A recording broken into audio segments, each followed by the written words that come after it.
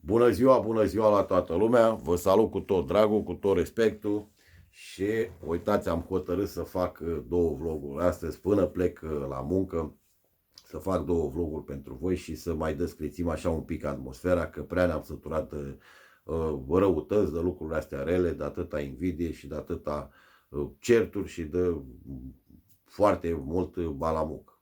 Am zis să rămân același băiat modest și să mai povestim așa niște lucruri să mai povestesc așa niște lucruri din viața mea și din ordinea interioară.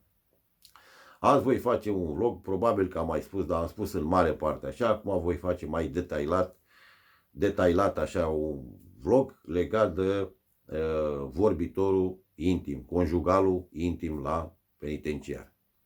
Măi fraților, eu când am luat conjugal intim, era cam ca dracu atunci, pentru că nu trebuia să ai dosar pe rol, trebuia să ai evidențieri, trebuia să fii vizitat de persoana respectivă care e conjugal intimul la penitenciar. Dar în principiu a venit o lege unde s-a schimbat lucrurile astea și a început să dea conjugal la toată lumea, cu toate că multe conjugale și foarte mult știe și să știe ei și să le fie rușine, mulți au luat conjugale pe sifonel. Că m-a legat pe mine cu telefon, că a legat pe la cuțuică, că a legat pe la altul cu telefoane și așa mai departe. S-a mai făcut și lucruri de-astea. În schimb, eu aveam dosar pe rol, nu puteam să iau conjugal, am luat după 8 ani și ceva conjugal, și cu fosta soție și a fost frumos. Camera de conjugal, să spun așa, să povestesc despre camera de conjugal. Să mai spun din lege, între timp s-a rectificat legea și orice deținut putea să ia conjugal cu persoana respectivă care îl vizita, care îl căuta și care îl sprijinea la pușcărie. Probabil puteai să fii și căutat timp de o perioadă de 6 luni de zile. Mergea, că a fost și cu colete era și cu colete, putea să spuie și colete, pachete prin poștă, tot așa o perioadă de 6 luni de zile, să fie ceva consecutiv, să lua și după convorbirile telefonice de la telefonul public, nu de la celular, că alea le țineam tirate, doar ce se înregistra de la telefonul public. Chiar au fost telefoane mobile pe pușcării, a fost perioade când a fost telefoane nu era în libertate cât era la pușcării. Nu mai e nimic de ascuns, că acum e greu și nu știu dacă mai este așa de multe telefoane sau dacă mai vor fi telefoane până penitenciare. Nu cred că mai este, pentru că s-a băgat sisteme de-astea de bruia, s-a băgat tablete de-astea care descopere semnalul la telefon și nu mai e. Deja începuse să rărească de când, înainte să mă liberez eu, și știți destul de bine, am 6 ani. Și venise o lege de asta care toți deținuții putea să ia cu conjugal. Nu mai se punea că ai dosar pe rol, că nu ești condamnat definitiv, că așa mai departe. Toată lumea lua. Te înregistrai, făceai cerere frumos și tu și persoana respectivă. Țar o întreba când vinea la vizită, te întreba când vine la vizită, pe data de. Bun, tu făceai cerere, domnul comandant, așa, domnule director, roga mea aproba vorbitor conjugal intim cu numita cu tare și când venea la vizită îi arăta foaia respectivă și cererea respectivă și semna și ea acolo că este de acord sau nu este de acord. Au fost cazuri când și respectiva femeie nu a mai fost de acord să ia. Probabil că se știa cu musca pe căciulă, o amenințase respectivul. Nu vreau să dau detalii de genul ăsta, dar știu că au existat și astea. Bun. Semna, erai de acord, te programa ei într-o dată, într-o zi anume, la o oră anume, ca așa să facem. Intrai în camera de conjugal, putea să vie și la vizită, era și modalitatea, depinde și de distanța care era de domiciliu. Normal, toți deținuții trebuie să-și facă pedeapsa cât mai aproape de domiciliu, este o lege dată, dar din cauza, dacă mai faci rele, mai faci de-astea belele și așa mai departe și conducerea, le dai bătăi de cap ei mai au măsuri cu tine și te mai transferă la un penitenciar mult mai departe de casă pentru a sparge complotul ăsta, să zic așa, că ei crede că îți faci o brigadă, o nu știu ce, că n-ai cum să faci anumite chestii chiar de unul singur. Întotdeauna se formează brigăzi de-astea pe la pușcărie și încep tămbălău. Bun. V-am zis, programează, poți să vii și, putea să vie și la vizita normală, stăteai la vizita normală, luai pachetul, luai vorbitorul, luai asta și după vizita normală mergeai direct la camera conjugală. Camera conjugală este o cameră, cam în toate pușcăriile sunt camere dotate, sunt camere amenajate și chiar sunt camere curate. Eu așa am văzut. Acum nu mai știu, am și eu 6 ani de zile de când sunt liber, nu mai știu cum o fi, dar cred că probabil că au mai evoluat mai mult așa, în bine.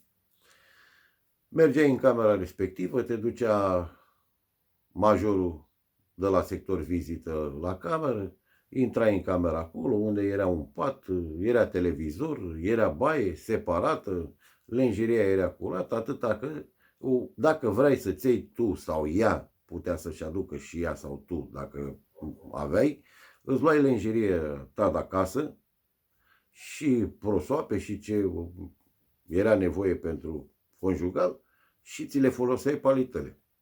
Nu aveai nevoie de lenjeriile lor.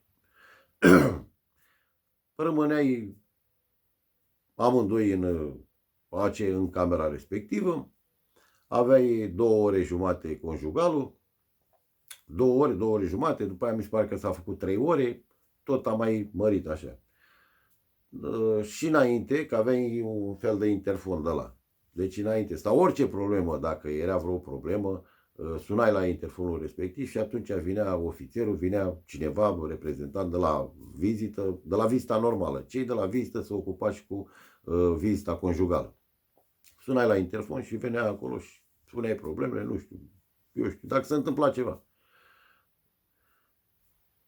Rămâneai amândoi în cameră, îți făceai treaba, te iubeai, te îmbrățișai, ce face un bărbat cu o femeie la conjugal. Eu când am luat conjugalul, am luat 48 de ore, pentru că eu am făcut și cununia civilă în penitenciar, că se poate face și lucrurile astea și în momentul când faci cununia civilă, îți dă 48 de ore de intim. E un lucru bun, e un lucru frumos, pentru că îți apropii familia, poți să stai de vorbă mult, lăsând deoparte faptul de dragoste, da, te iubi, de astea, că na, de asta te și duci la conjugal, dar este foarte mult, este un timp, cât de cât este un timp petrecut împreună și ai ce discuta și mai reglezi și mai pui lucrurile cât de cât la cap. Eu când am luat intimul, a venit și cu pachet normal la vizită, a venit cu tort, cu ștouri, că a fost cununie civilă, cu sucuri, cu astea, cu toate, că aveam și eu pe cameră, dețineam și eu lucrurile astea, dar dacă tot a venit și cu pachet, normal, că era posibilitatea să vie și așa. Am intrat în camera conjugală, a mers ofițerul, a mers un reprezentant de la vizită de acolo, ne-a arătat, uite baia, uite patul, uite televizorul, lasă-l dracu, că de televizor ne mai arde nou acum. Mai făceam și catenică pentru că mă știa, toată garda mă știa, cununia civilă am făcut-o la Poarta Albă, în penitenciarul Poarta Albă. Toată lumea mă știa și eu cunoșteam pe toată lumea și chiar a fost frumos așa. Și v-am zis că avea interfon la toate pușcările unde sunt camere, că toate pușcările au camere de intim, au interfon și puteai să suni la interfon și în funcție de cum erau ei liberi, de cum